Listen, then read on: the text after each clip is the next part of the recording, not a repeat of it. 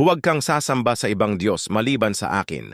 Huwag kang gagawa ng Diyos-Diyos ang imahen ng anumang nilalang na nasa langit, nasa lupa o nasa tubig upang sambahin. Huwag mo silang yuyukuran ni sasambahin sapagkat akong si Yahweh na inyong Diyos ay mapanibughuing Diyos. Ang kasalanan ng mga magulang ay sinisingil ko sa kanilang mga anak hanggang sa ikatlo at ikaapat na salinlahi. Huwag mong gagamitin sa walang kabuluhan ang pangalan ni Yahweh na iyong Diyos. Tiyak na paparusahan ko ang gumamit nito ng walang kabuluhan. Ilaan mo para sa akin ang araw ng pamamahinga.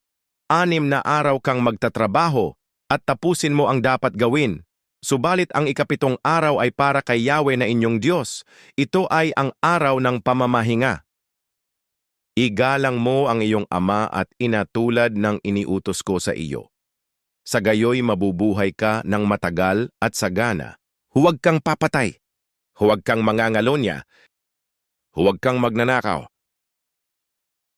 Huwag kang sasaksing walang katotohanan laban sa iyong kapwa. Huwag mong pagnanasaan maangkin ang asawa ng iyong kapwa. Huwag mong pagnanasaang maangkin ang kanyang sambahayan bukid, alilang babae o lalaki, baka, asno o anumang pag-aari niya.